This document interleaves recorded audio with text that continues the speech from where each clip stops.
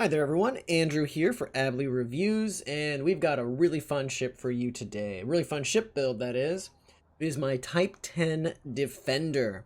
And this is the one that I think I've had the most fun with, really tweaking and sort of testing to be exactly what I want it to be. And let me just give you a little example of what we're looking at here. It is by far one of the chonkiest ships I have in my current fleet. This thing is a beast. It is just big. Just a big block. And my goodness, is it kind of fun to customize and set up how you would like. Not a cheap ship. You know, we're going to start at the beginning and kind of look at this ship, and we'll compare with what you start with to what I have. I call my Type 10 Defender Armory.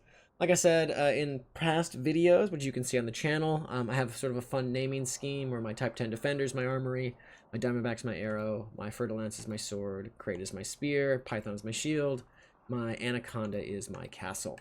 If we go into the purchase ship space and we scroll all the way over to the Type 10 Defender, you can see this little devil comes in at a whopping 109,472,813 credits. That is no small amount of cash.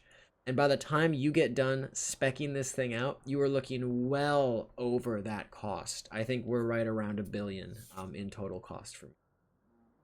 But it's awesome. And I think it's a lot of fun, and we're nearly there for the Anaconda. We'll get to that later. Let's check out this ship here. So she is a boat. She does not move quick. She does not turn quick. But what she makes up for in speed, jump range, all that jazz, she's got it in spades for weapon hardpoints. You can see here we have 4 large hardpoints. They are empty at point of purchase. 3 medium hardpoints and 2 small hardpoints, followed by a lovely set of core internals, all the standard stuff that you would expect for any ship, and then a laundry list of utility mounts. We are looking at 8 utility mounts just here alone. You can really stock that thing up. Followed by our optional internals. You've got quite a bit of space here. You got a level 8, 1 level 7, level 6, level 5, 2 4s, 2 3s, 1 2, and 2 1s. That's a fun sentence to say. You can really do a lot here. And then, of course, you've got room for a fighter bay and a multi-crew of +3. So you and your friends can have a party. I actually almost broke my naming convention and did call this party or caravan, just because it is such a large ship. And it also does have a landing pad requirement of large. She is not a small ship. No, no, no. And if you look at this thing, it's ridiculous. It is absolutely ridiculous. What's so funny is the scale, right? As I scroll through these, you don't get to see them next to each other.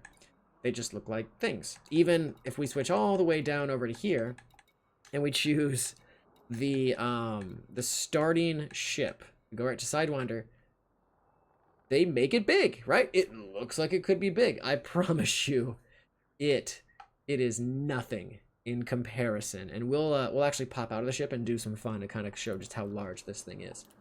But it's a really fun ship, and for many reasons. One of the major reasons is it allows you to do darn near anything you want.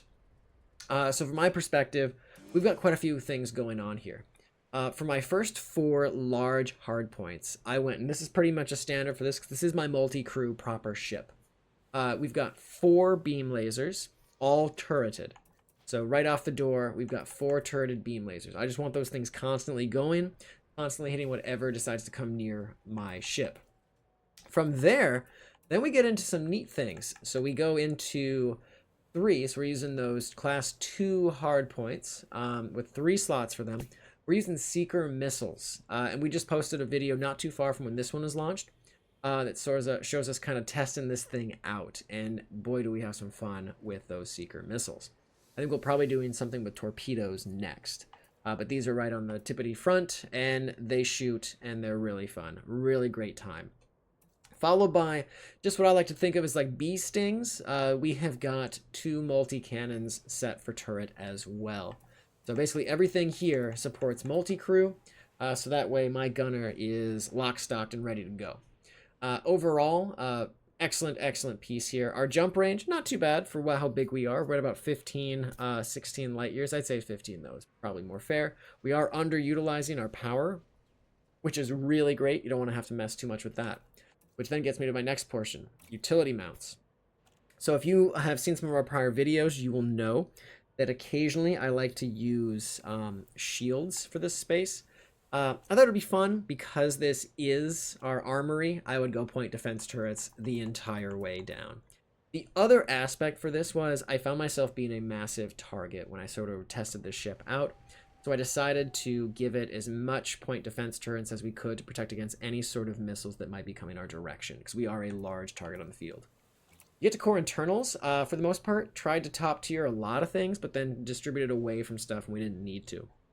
So reactive surface composite armor, top tier there. There's not a huge dramatic change in those things. Power plant, we definitely want the biggest power plant we can. We got to support this thing. It's huge. Thrusters, same deal.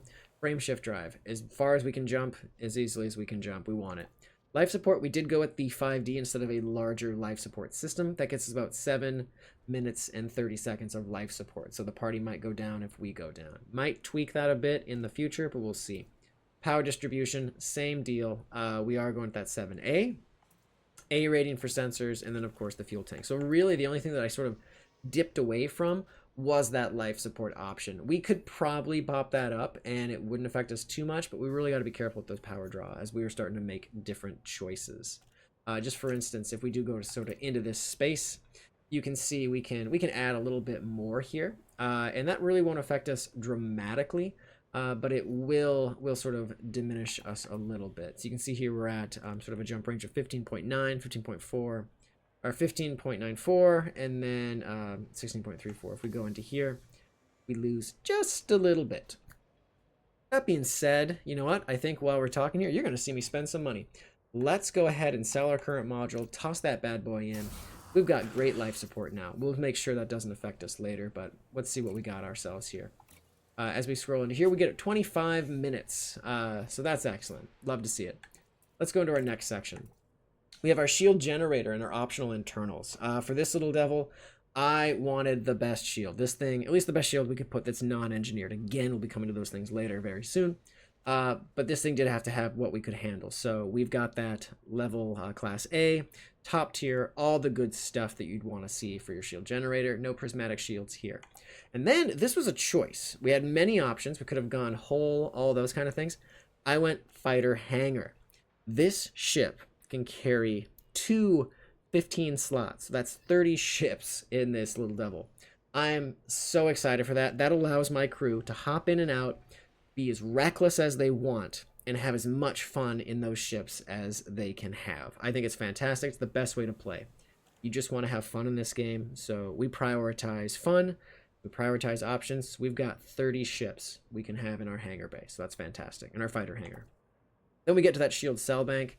I have gone back and forth about adding more of these. I think the shield cell bank is key because we are moving so slowly. We are going to have to be recharging our shield often, but top 6A is where we went for this option. And then we are just screaming with metal here. So we've got the hull reinforcement package for a class 5, hull reinforcement package, class 5 again, module reinforcement class 5, of course, and then module 4, hull again, and then because this is a ship that's the party time, we want to be able to do some missions together, so we have a frame shift drive interdictor.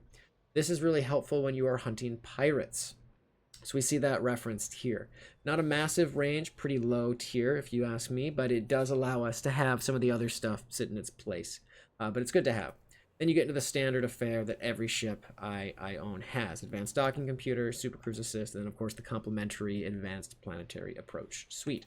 Then we get to our cool stuff. Vehicle bays. Wham. Right here we have our 7D fighter hangar. We've got our fighter bay for the GU-97. That's the Geld G.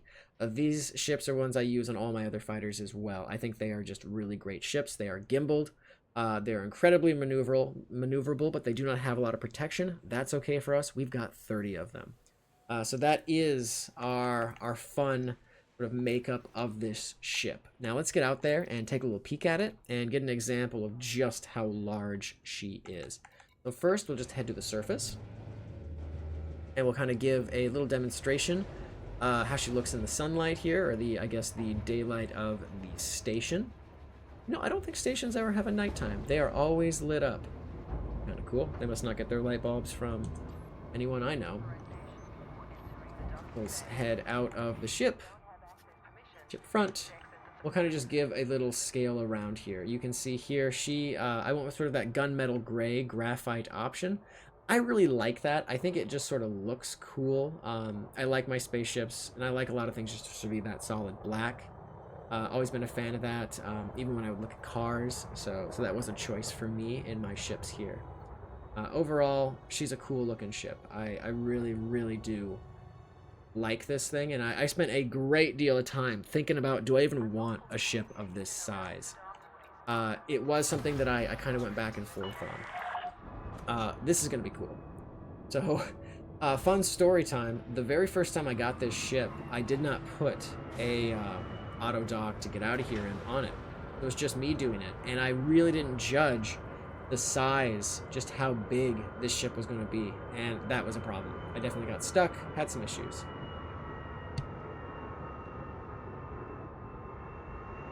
So you can see here, we do take up a very good chunk of space. So I personally was not interested in messing around like that again. So from my perspective, I thought it was important to put that auto dock on this thing. Some of you are better pilots than me. Maybe you can handle those door slots in there, but no, sir. It was a lot of work. So let's go ahead and get away from the station, and we'll sort of show you just the scale and size of this ship compared to one of our little fighters. It's wild. Alrighty. Oh, and then of course, while we're sort of sending ourselves out of here, perfect, we'll stop for a second. Let's look at our modules and our other pieces here, because we do have quite a bit to deal with, don't we? Alright, so first things first, of course we have our thrusters, priority items, core internals always have to sort of be taken care of in that aspect. Real quick, what are we doing? Slow down. There you go. Okay. It takes them a while to stop this boat. We do have our thrusters in priority, followed by shield generator being in a priority 2 with that shield bank. So basically defensive type stuff is in the tier 2. Tier 1 is priorities, weapons are in 3s, and then sort of auxiliary items are in 4 and 5. So beam laser, beam laser, beam laser, seeker missile, seeker missile, seeker missile. Sensors is a priority for 1, frame shift drive is a 1, power distributor, life support, all the good stuff. Cargo hatch, there's no cargo on this, so we do go priority 5.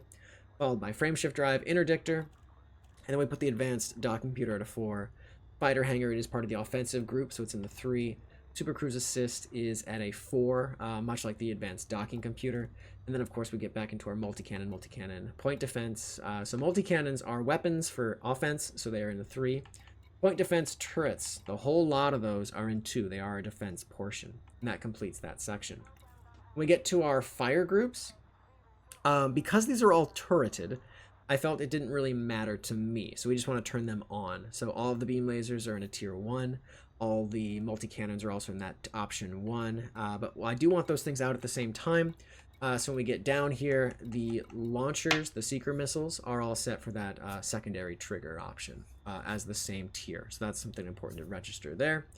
And then one little thing over, we do have our shield cell bank. And then if we wanted to, I'll just do that right now, you also have your FSD interdictor, which is at that tier 1 for this group. So we're not cycling about too many times. Pretty simple stuff, really. I'm not really doing a lot with the other scanner things. Those are for other points in time and other ships. Okay.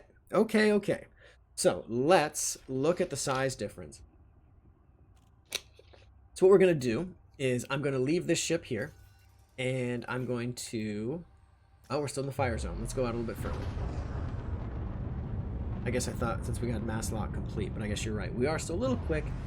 Let's go a little further off, and then we'll be able to hop into our fighter. Perfect. That's what I wanted to see. I'm going to go down here. I'm going to deploy, and it's just me. Samira is taking the day off, it would seem. Love this thing. While we're down here, we'll just enjoy the view. We'll slow down. We're going to tell our ship to hold position. Alright, we are so much more maneuverable with this thing, it's kind of silly. Excellent. Let's get a little closer to her. We're going to put everything into shields just in case we accidentally run into her.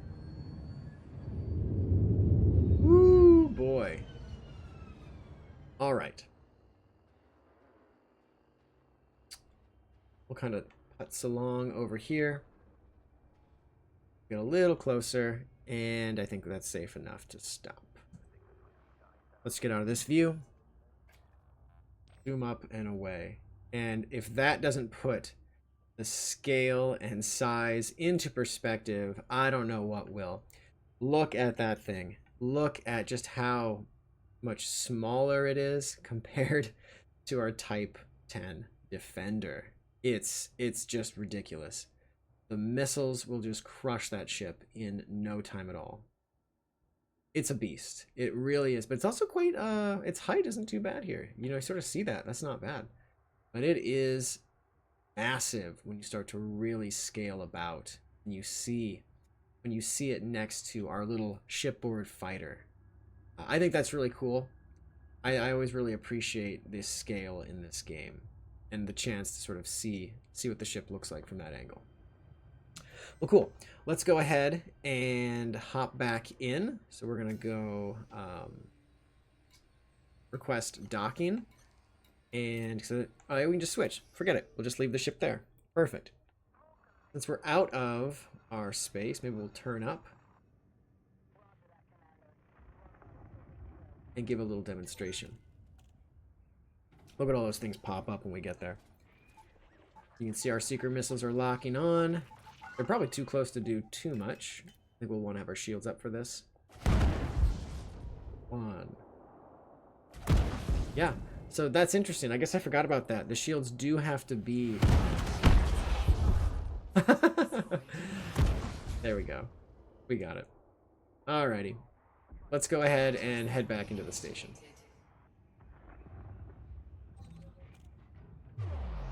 Put everything over into our engines, and we'll head this way now. Either way, I really do thought it was fun to kind of give you a chance to see this build. I hope you found it interesting, maybe learned something or saw something that I was choosing to do, and you're like, you know, that's an odd choice. Have you considered this instead for your Type-10 Defender? I'd also be curious to know how other people are using it. Obviously, I think the easy one is you use this as sort of a really well-defended cargo truck.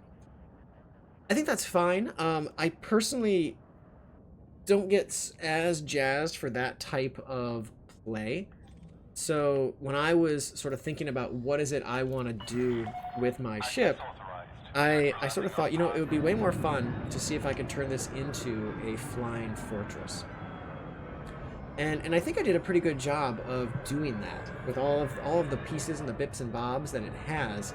But I would be curious to know, have you had chances to try it with torpedoes or other types of things? Because it'd be nice to know if people have other preferences. I didn't really think fixed weapons would make sense in this because it's just so big. You need sort of those other elements. But in any case, yeah, I appreciate all of you, that comment and have questions and give sort of suggestions. So that's awesome. Otherwise, if you just watch the video, that's great too. But either way, thank you for stopping by, and we'll see you in the next one. Take care. Bye.